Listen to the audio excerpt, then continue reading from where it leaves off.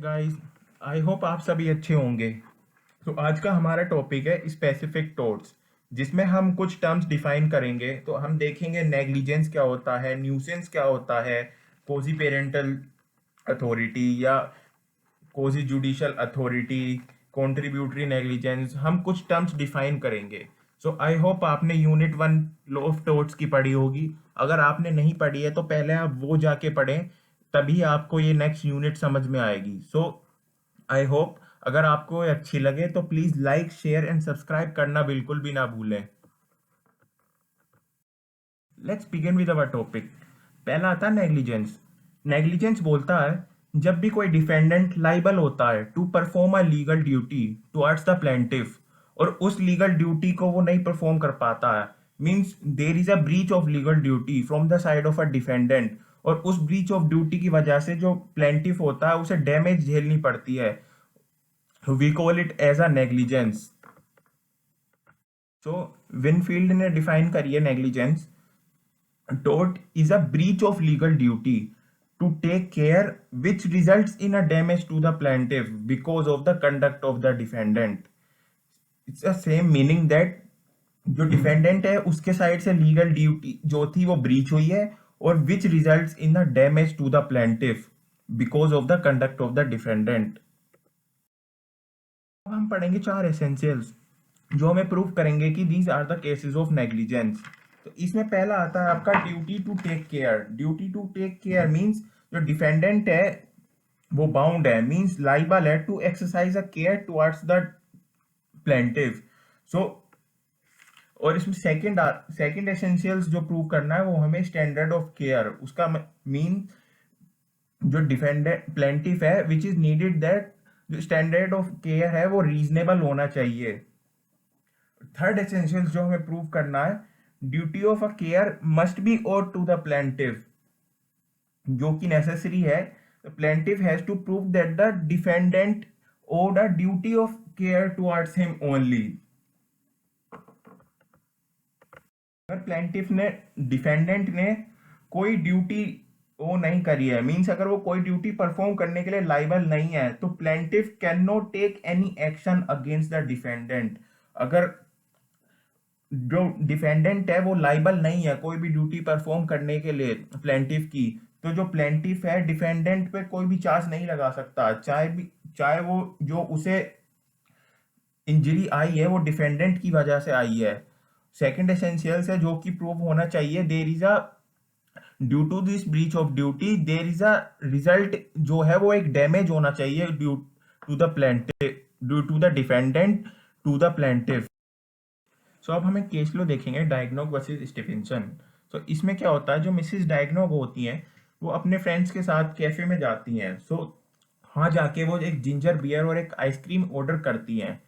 तो जब वो हाफ ऑफ द बोतल आइसक्रीम पी लेती हैं, तो जब वो बची हुई बोतल पोर करती हैं तो वो देखती हैं उसमें से एक डिकम्पोज ईमेल स्नेल बाहर आती है। तो जैसी ही वो स्नेल बाहर आती है तो मिस्टर डायग्नोग क्या होता है, उन्हें सफर मतलब उन्हें पर्सनल इंजरी सफर होती है। As a result she commences a claim against the manufacturer. तो वो जो मैन्युफैक्चरर होता है जिंजर बियर का उसके अगेंस्ट क्लेम फाइल कर देती है, क्योंकि जो बोतल में जिंजर बियर होती है वो तो देख नहीं सक जिंजर बियर होती है वो तो देख नहीं सकती है, क्योंकि जो बोतल होती है वो ओपेक ही होती है। So she commences the claim against the manufacturer of a ginger beer. So her claim was successful because she suffered a personal injury. So professional negligence में भी बेसिकली सेम ही होता है। प्रोफेशनल नेग्लिजेंस में भी breach of duty होती है, but between the professional and their clients. इसमें जो ब्रीच ऑफ ड्यूटी होती है वो प्रोफेशनल के बीच में और क्लाइंट्स के बीच में ब्रीच ऑफ ड्यूटी होती है। क्लाइंट्स होता है वो एक्सपेक्ट करता है कि there is a level of professionalism and standard common which should be held by those in a profession. Case लो देखेंगे, फिलिप्स इंडिया वर्सेस कंजू। इसमें क्या होता है, जो कोर्ट ने वो ऑब्जर्व करती है there is an action for a negligence, क्योंकि जो डॉक्टर होता है वो बाउंड होता है to perform a legal duty towards the plaintiff. So जो इसमें डिसीजन आते हैं वो बोलते हैं कि जो डॉक्टर है बाउंड है under the duty to take care towards the plaintiff to avoid damage which complained of. So there was a breach of such duty by the doctor और उस breach of duty की वजह से was a real cause of damage suffered and such damage was reasonably और forcibly. जो contributory negligence बोलता है जब भी हार्म और कोई डैमेज सफर हुई है प्लेंटिफ को नेग्लिजेंस की वजह से, तो उसमें सिर्फ डिफेंडेंट का ही हाथ नहीं है। मींस जो प्लेंटिफ है वो इक्वली लाइबल है उस नेग्लिजेंस की वजह से जो प्लेंटिफ को खुद सफर हार्म हुई है। तो इसमें कॉन्ट्रीब्यूटरी नेग्लिजेंस इसलिए बोलते हैं हम क्योंकि इसमें प्लेंटिफ का भी सेम रोल है और डिफेंडेंट भी इक्वली लाइबल है। मींस प्लेंटिफ और defendant both are equally liable towards the negligence act की वजह से प्लेंटिफ को खुद ही सफर और हार्म झेलनी पड़ी। So next comes the nervous shock. So nervous shock define है जब भी कोई injury can be inflicted upon a person by intentionally और नेग्लिजेंट एक्शन और ओमिशन ऑफ अनदर। वो इंजरी है वो मेंटल होनी चाहिए। मींस तो वाज अ मेंटल इलनेस और injury which inflicted upon a person. जो इसमें प्लेंटिफ को जो प्रूव करना है जो उसे शॉक और जो इंजरी आई है cause to him by seeing और हियरिंग समथिंग। मींस कोई चीज देख के या कोई सुन के उसे जो नर्वस शॉक और जो इंजरी कॉज हुई है ड्यू टू बाय सीइंग और hearing anything. It can be जो इंजरी है वो कोई फॉल्स स्टेटमेंट से भी आ सकती है, कोई बंदे की कोई फियर है किसी चीज के द्वारा उससे भी नर्वस शॉक क्रिएट हो सकता है। It is the case of nervous shock bore hill versus young. इसमें क्या होता है एक एक्सीडेंट होता है on a road by the collision of motorcyclist with a motor car, जिसमें एक मोटरसाइकिलिस्ट की डेथ हो जाती है। तो उस मोटरसाइकिलिस्ट की जो ब्लड स्टेन होते हैं वो रोड पे लाइंग हो जाती है। तो वहीं से ही एक प्रेग्नेंट वुमेन गुजर रही होती है तो वो उन लाइंग ब्लड स्टेन को देख के उसे नर्वस शॉक सफर्ड हो जाता है, जिसकी वजह से वो केस फाइल करती है जिसमें कोर्ट बोलती है कि defendant can not be held liable because women standing at a distance may come to sees the incident and there upon will suffer a nervous shock could not be a stipulated. Means ऐसे nervous shock ऐसे accident को देखकर कोई भी victim की भी death हो सकती है। मींस उसकी जो खुद की फैमिली को भी नर्वस शॉक हो सकता है। So defendant was not held liable.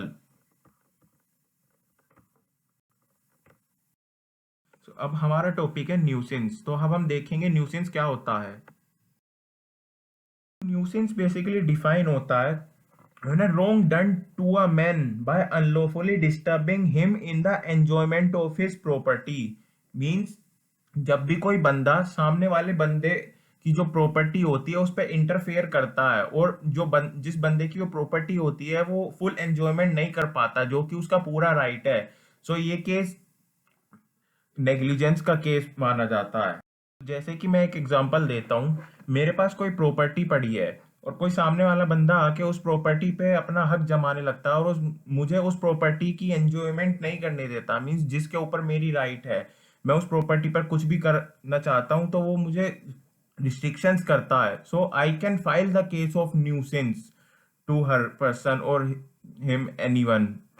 इसमें दो तरह के न्यूसेंस हो सकते हैं, पब्लिक न्यूसेंस और प्राइवेट न्यूसेंस।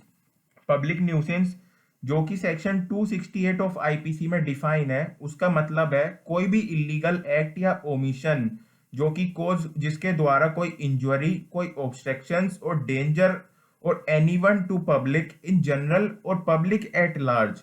और प्राइवेट न्यूसेंस डिफाइन करता है एनी इलीगल एक्ट और ओमिशन के द्वारा कोई इंजरी और डेंजर परफॉर्म हुई है टू एनी इंडिविजुअल और his property in particular, so we call it as a private nuisance। तो अब हम कुछ एसेंशियल देखेंगे जो कि प्रूव करेंगे these are the case of nuisance. में पहला आता है अनरीजनेबल इंटरफेरेंस। तो ये बोलता है to constitute a nuisance interference should be unreasonable. Interference है वो अनरीजनेबल होना चाहिए और उस अनरीजनेबल इंटरफेरेंस की वजह से जो कोज डैमेज हुई है टू द प्लेंटिफ। सेकंड आता है इंटरफेरेंस विद द यूज और एंजॉयमेंट ऑफ इट्स लैंड्स। इसका मतलब है जिसकी प्रॉपर्टी है, जिस बंदे की प्रॉपर्टी है, वो अपनी प्रॉपर्टी जिसके ऊपर उसका पूरा राइट है एंजॉयमेंट करने की, सामने वाली बंदी इंटरफेरेंस करके उसका पूरा राइट कब्जा लेती है, तो वो अपना राइट परफॉर्म नहीं कर पाता है। और थर्ड एसेंशियल्स है डैमेज एंड न्यूसेंस।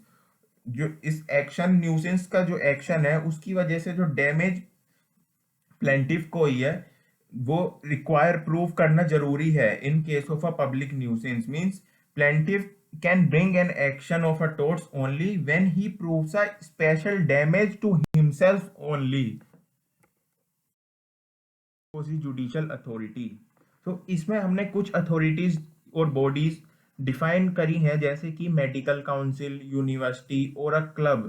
सो इनके पास कुछ ऐसी पावर्स दी गई हैं to make the rules and regulations for their own administration. हम वही उसी को ही हम क्वासी जुडिशियल अथॉरिटी बोलते हैं। मींस इन्हीं के पास कुछ पावर्स हैं जिसकी वजह से वो अपने रूल्स एंड रेगुलेशंस खुद ही फॉर्म कर सकते हैं। जो वो पावर परफॉर्म करेंगे, वो act should be done in a good faith. Means जो एक्ट वो परफॉर्म करेंगे वो गुड फेथ में ही होना चाहिए। एंड कोजी पेरेंटल अथॉरिटी, जो कि डिफाइन करती है जो पेरेंट्स और गार्जियंस होते हैं हमारे, उनके पास फुल अथॉरिटी है टू स्कोल्ड देयर चाइल्ड। ऐसी टीचर्स जो होती हैं, they also have the power over his her students to scold her child, but they should exercise this authority in a good faith and in a lawful manner.